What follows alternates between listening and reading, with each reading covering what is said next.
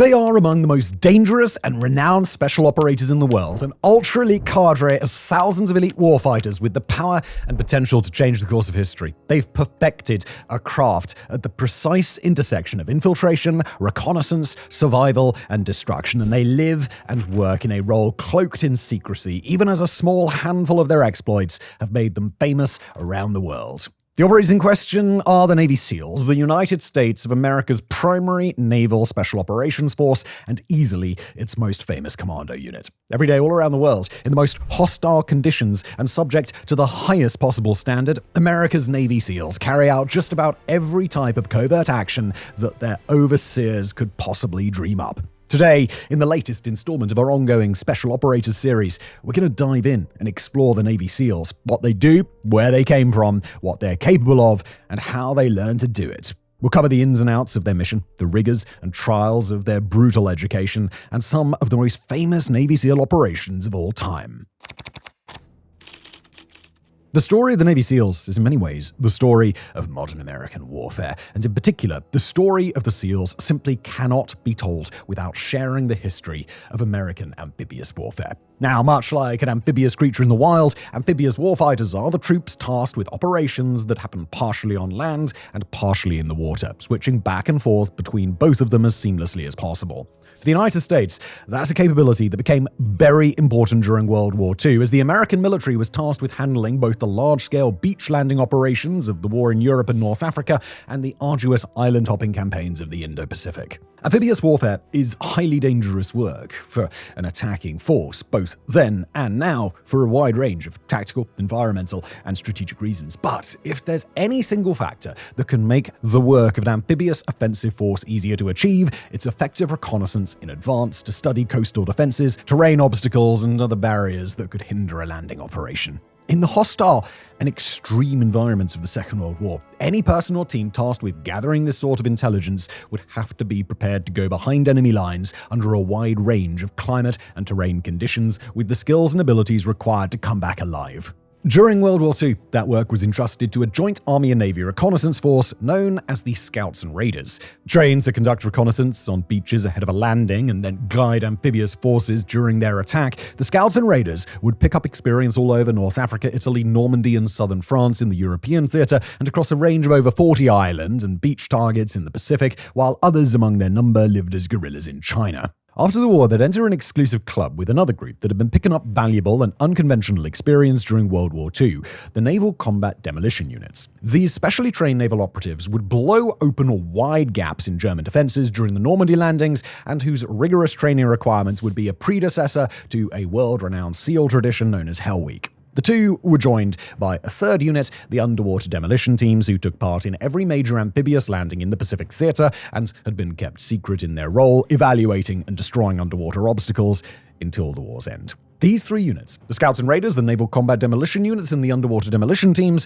had a few things in common by the end of the war. All of them were focused on taking part in or facilitating the success of amphibious operations. All of them prioritized training their troops in unconventional, high-risk, or otherwise challenging mechanisms of warfighting, and all of them had become used to operating as the tip of the spear with minimal real-time support during their operations. Many of their personnel had spent time in two of the three units, or perhaps all of them, picking up a variety of skills as they went. And while the conclusion of World War II meant that each of these special units was either disbanded or slimmed down considerably, many of their members had no intention of ending their military service at that time. Many of them would pick up experience with the underwater demolition teams during the Korean War, running missions to insert and exfiltrate spies, conduct demolition raids on shore, and more. All through the 1950s, although many veterans of World War II special amphibious units would leave service, others would work their way up through the ranks, and some would pick up exceptionally valuable experience during secretive operations that are little known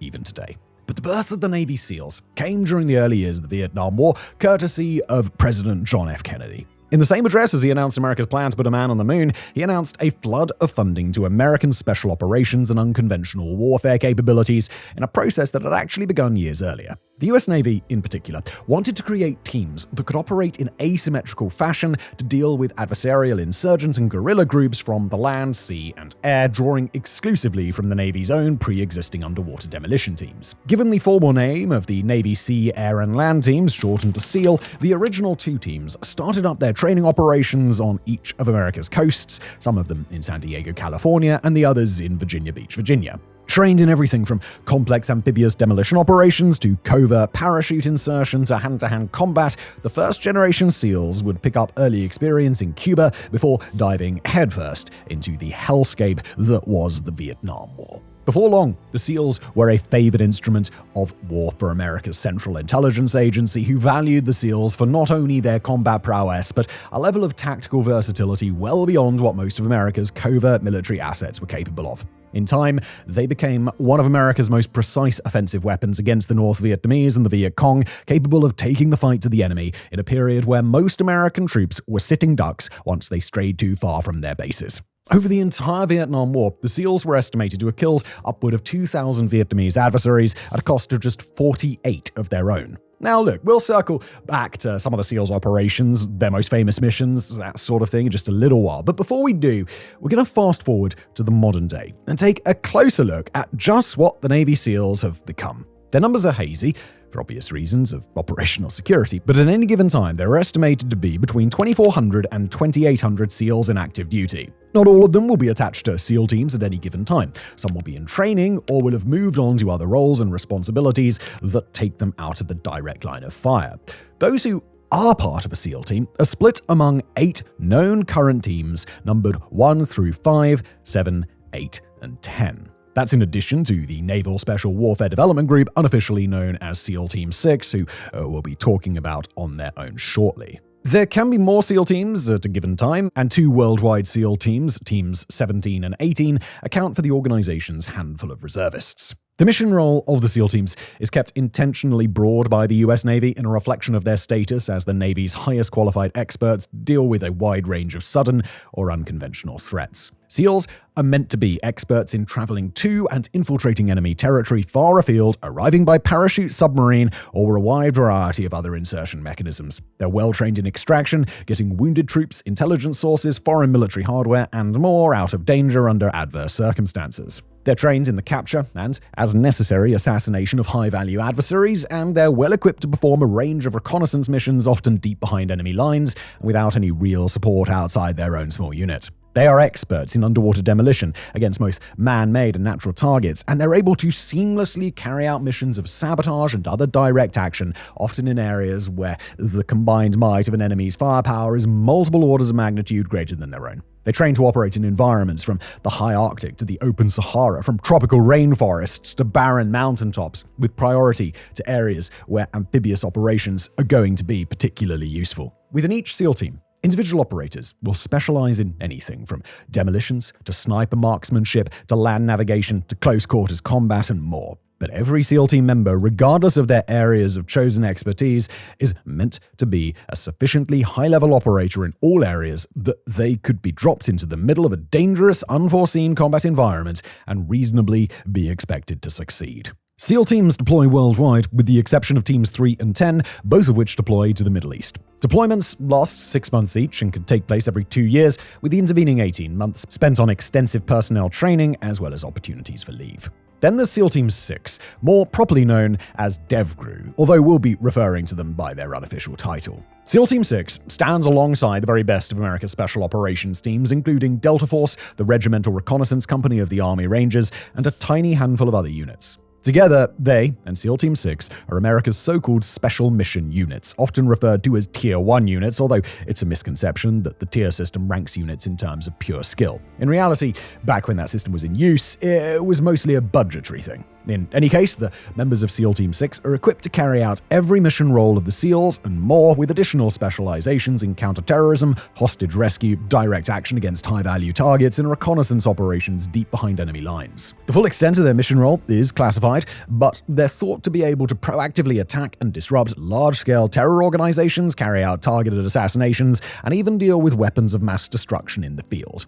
Their members are widely sought after as some of the most talented special operators in the world, and they frequently move on from the SEALs to the Special Activities Center of the CIA, where even more secretive missions take place. Now, it shouldn't be a surprise to anyone who spent any length of time in an American social media environment, but the selection and training practices of the Navy SEALs are nothing short of legend across much of the world.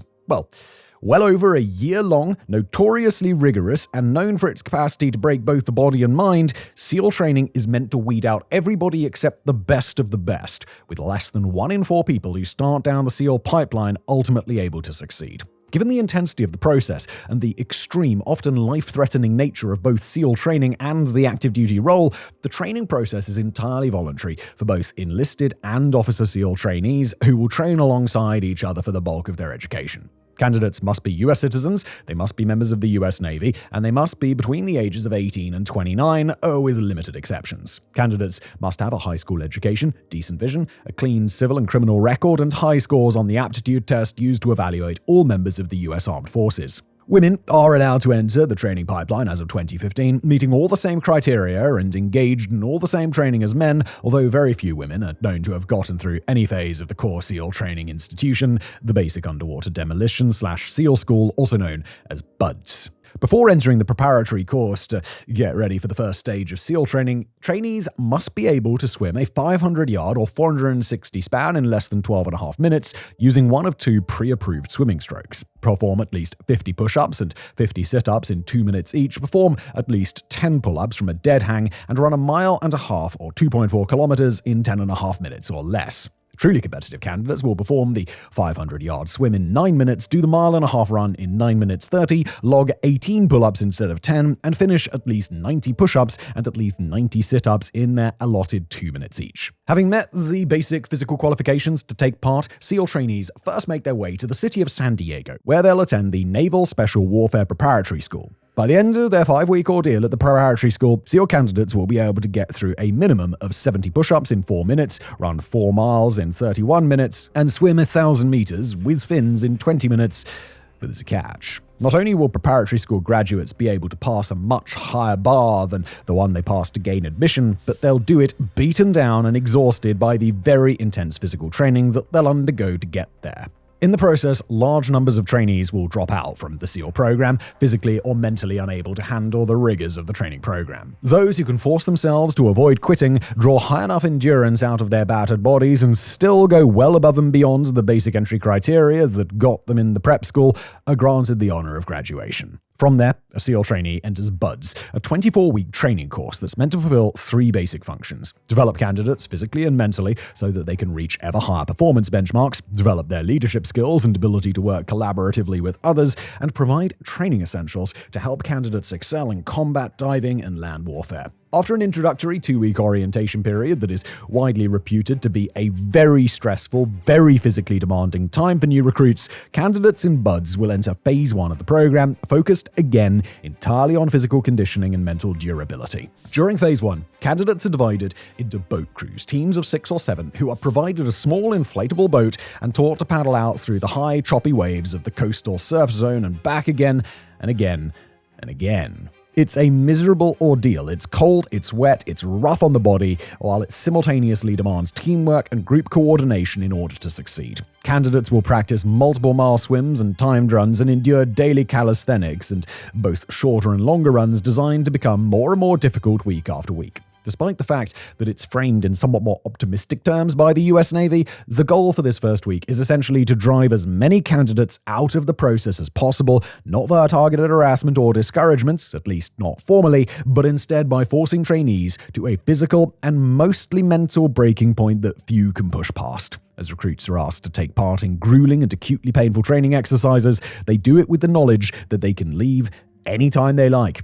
They can drop their helmet liner next to an ever-present pole and give 3 rings to the brass bell attached to it, and they're out of the program, with no chance of taking back their decision once it's made. And even if a SEAL candidate can resist the temptation to quit for the first 3 weeks of BUDS, they're still not likely to make it through the 4th. This is Hell Week, an incredibly brutal process that truly manages to earn its title, and then some. Across the 5.5-day ordeal that is Hell Week, trainees will get a total of maybe 4 hours of sleep, not per night, in aggregate, as they are subjected to a physical training regime that goes above and beyond nearly any other on Earth. SEAL candidates will run over 200 miles, that's 320 kilometers over those 5.5 days, with over 20 hours of each day, alternating between physical training and miserable stretches forced to lie in the sand as freezing ocean waves break over their backs. All the while, SEAL instructors don't just berate their trainees, they invite, permit, and at times even coax them to quit, offering hot coffee, good food, and sweet, blessed sleep to anybody who will give their 3 rings to that little bell. Hypothermia and hallucinations are not uncommon. Trainees routinely need to be shaken awake from their 4 hot quantity unlimited meals a day, and there have been trainee deaths during this phase, including one in early 2022 due to acute pneumonia shortly after finishing. Although the precise rate of passage from Hell Week is unknown, estimates range anywhere from 3 in 10 dropouts on the generous end to more than 7 out of 10 on the high end, just in the span of a week, and just including SEAL candidates who already made it to the Hell Week ordeal. Those who make it through Hell Week, however, have satisfied several key criteria for their eventual inclusion among the rank of the SEALs. They've proven that they can keep a clear head under extreme duress, without sleep, in brutal cold, much as operators will have to do as part of their most extreme and challenging missions. They've proven that their body is physically able to handle the rigors of what they've been through without any medical emergency so severe that they'd have to be pulled from the program. They've proven to their fellow SEALs that they can be trusted to endure and push through when people are depending on them, and they've proven to themselves that they can survive one of the most difficult experiences a person can voluntarily undergo, even as every physical and mental instinct was begging them to give up. After finally reaching the conclusion of Hell Week, candidates will often sleep for upwards of 20 hours straight, nearly comatose during that time. They'll sleep, eat, and hydrate themselves back into something vaguely resembling a human being, replenishing after an experience that typically shaves off anywhere from 10 to 30 pounds from the bodies of those who complete it. They've got to be ready to go again on Monday morning, but once they return, their situation is different. They'll still lay in the surf, complete their runs, and do more push-ups than any person should have to do, but it'll be at a significantly reduced rate for a little while, as candidates are sent to a classroom to learn about hydrographic charts. Unfortunately for these trainees, however, Hell Week, and all it entails, are still just phase 1. From the first phase, trainees move into phase 2, a 7-week deep dive, pun intended, on the practice of basic combat swimming. During this period, SEAL candidates learn to be even more comfortable in the water than they were forced to be during Hell Week, learning 2 separate kinds of scuba diving, the basics of dive medicine, various underwater survival skills, and combat scuba. By the end of the 7-week course, SEAL candidates are able to fully function as combat divers, qualifying to move on by completing several long-distance surface and underwater swims, a timed swim of 2 miles, and non-timed swims of 3.5 miles and 5.5 miles respectively. It's this phase that grants SEALs the repertoire of skills that separates them from every other special operations element of the US military, including a full combat diving competency that they maintain alongside the skills of a high-level special operator on land. And it's phase 3 of BUDS, where those land-based skills come into focus. Unlike most sailors of the US Navy, SEALs have to be fully competent in all manner of land combat and navigation in order to actually be of any use once they get out of the water in their amphibious role. For the first 2 weeks of the land warfare phase, trainees are often in classrooms learning to handle various weapons and use a compass and map, while they spend the remainder of their time engaged in small unit tactical drills, basic practical assignments, and of course, physical conditioning. Then they ship out to San Clemente Island off the California coast, a 57-square-mile island that's entirely under the control of the US Navy. Over 5 weeks, trainees engage in continual exercises with minimal sleep, often working with live explosives and ammunition, and trying to meet the highest physical benchmarks yet while enduring the harshest punishments from their instructors. The sheer challenge of this portion of Phase 3 is often regarded as being second only to Hell Week. Finish Phase 3, and a SEAL candidate has officially made it through BUDS, but their work is nowhere near finished yet. Candidates will then move on to static line and parachute drop training in San Diego in an accelerated 3-week program that will ultimately see them parachuting in at night with combat equipment from about 10,000 feet. Then they pass to SEAL qualification training and engage in all of the various sorts of practical training they'll need in order to keep up with SEAL units in the field. During this time, trainees will perfect everything from their marksmanship to their small unit tactics to their close quarters and unarmed combat to their medical skills. They'll attend cold weather training in Kodiak, Alaska, and attend SEER School, survival, evasion, resistance, and escape training meant to help them endure and survive in the event that they're captured by adversary forces. And it's here at the conclusion of SEAL qualification training that a Navy SEAL candidate finally becomes a Navy SEAL. They're awarded the SEAL Trident, assigned immediately to a team and sent to join their new comrades in arms wherever they may be stationed. There's still a good deal more training left ahead of them, starting with individual specialty training, where individual SEALs will be sent off to gain core competencies via a wide range of formal and informal training programs. Some of those programs, as listed by the US Navy, are the SEAL Sniper Course or the Marine Scout Sniper Course, Advanced Special Operations, Advanced Demolition, High Threat Protective Security, Combat Medic School, Surreptitious Entry School, Drone School, and Language School, among others. Then, SEALs will head to their unit training level another 6 months to add even more new combat skills, including urban warfare, work with rotary and fixed-wing aircraft, and maritime interdiction, among other things. Then they'll go to task group level training, where they'll learn to integrate with all the various specialized teams and groups that work in periphery to the SEAL teams. Everybody from special boat teams to linguists to cryptologists and even more past that. Eventually, after what will ultimately be another year to 18 months of training, SEALs will ship out on their first deployment and finally reap the rewards of a journey that will have consumed years of their lives, all for the privileges of doing even more trying and more dangerous work out in the field. Ever since the Vietnam era, SEALs have earned their world-renowned reputation with an incredible range and volume of missions, a high proportion of which are still kept secret today. Luckily for us in the public domain, however, a fair number of those operations are publicly catalogued, and we can take a look at some of them here. But before we do, just a quick note on sourcing. Unlike most of the American Special Operations community, the Navy SEALs have built a hell of a reputation for their many written works, their many podcasts, and a range of other public storytelling about their exploits, some of which is dubious in its accuracy, and most of which can't be externally verified without help from the American Department of Defense. So, rather than relying on those sources while robbing SEALs of stories that are theirs to tell, we're going to stick to the basics. But there are abundant resources out there if you'd like to learn more. In the post-Vietnam era, the successes of the SEALs are many, and they trace back to just about every large-scale military engagement America has been part of since that time. During the Iran-Iraq War, SEALs conducted frequent interdiction and seizure operations against Iranian mine-laying boats, while during the invasion of Panama in 1989, the SEALs destroyed President Manuel Noriega's private jet, his personal gunboat, and a major airfield. During Operation Desert Shield, they took several oil platforms and faked a major amphibious assault using a team of just 7 men to set off explosives and make the Iraqi military believe that an invasion was coming. In Somalia, SEAL snipers would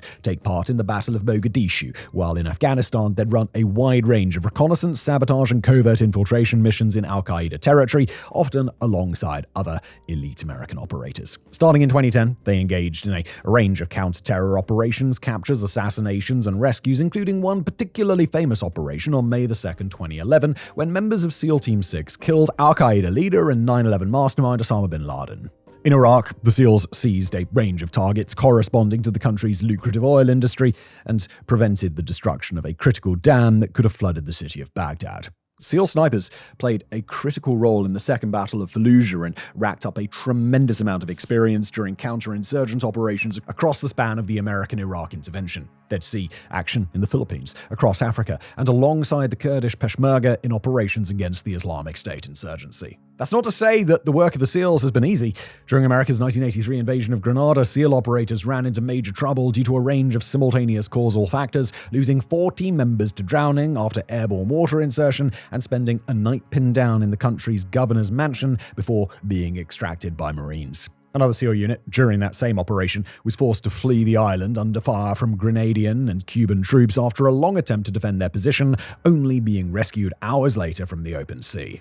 The airfield seizure in Panama that we mentioned before would come at the expense of 4 SEALs dead, 13 wounded, after the SEALs had voiced concerns that airfield seizures were more the purview of the Army Rangers than themselves. They take significant losses in Afghanistan in a range of battles and skirmishes, owing to their role as the tip of the spear in highly dangerous environments. One such instance, the events known as Operation Red Wings, would lead to the deaths of 11 SEALs, as well as 8 Army Night Stalkers, who we've covered in a separate Special Operations episode if you're interested in learning more about them. 23 more SEALs would be killed when their heavy lift Chinook helicopter was shot down while trying to assist a group of Army Rangers under fire. In all, over 140 Navy SEALs have died in combat or on duty since 1962, according to the website Veteran Tributes. Unfortunately for their families and communities, the circumstances behind many of those SEALs' deaths remains classified, and probably will for quite some time. In the years to come, the SEALs are likely to be at the bleeding edge of American military operations around the world, exactly as they've been over the last few decades. But as they continue to work in that role, they'll have to deal with a rapidly changing battlefield and geopolitical environment as tactical trends shift toward the widespread use of drone technology, and new battle lines in Eastern Europe and the Indo-Pacific seem at risk of drawing American special operators into the fray. If and when the US becomes actively engaged in another large-scale conflict, the SEALs will almost certainly be a part of it, just as they're almost certainly carrying out missions now in peacetime in likely spots from Iraq and Syria to Sub-Saharan Africa to Yemen and elsewhere. As they do, they'll have to contend with increasing challenges to their character and methodology in the civilian world. For example, a CBS News report in 2021, citing interviews with 3 current and former SEALs, implicated a, quote, corrupt element within the organization. Those SEALs explained on video, quote, there are 3 groups in the teams. There's a small group on one side that is evil. They're lawless. There's a small group on the other side that stands up to them. And there's a giant group in the middle that cowardly stays out of it, and they watch the evil guys railroad the good guys. Among the evil elements the report points to are the highly controversial retired SEAL Eddie Gallagher, the 2 SEALs who pleaded guilty to the 2017 strangulation of Special Forces soldier Logan Melgar in West Africa, and several SEALs who admitted to cocaine use while on deployment and while in sniper school. The SEALs interviewed by CBS implicated the use of methamphetamines within the SEALs' ranks and alleged that others have been beaten in incidents that the leadership has ignored. A 2022 report by the New York Times, following the death of a trainee after Hell Week, described a second problem. Quote, the SEAL teams have faced criticism for decades, both from outsiders and from their own Navy leadership, that their selection course is too difficult, too brutal, and often causes concussions, broken bones, dangerous infections, and near drownings. Since 1953, at least 11 men have died. But even if the reports of severe problems within the ranks of the SEALs indeed prove to be accurate, they're not likely to be removed from active duty anytime soon. The SEALs are a highly specialized organization, one of just a select few on Earth that can do what it does, and demonstrably the best among all the groups that can do what the SEALs are capable of. They inhabit a niche in the US military that only they can fill, operating at a level that precious few across any branch of the military can hope to attain, and their results in the field continue to speak for themselves. Thank you for watching.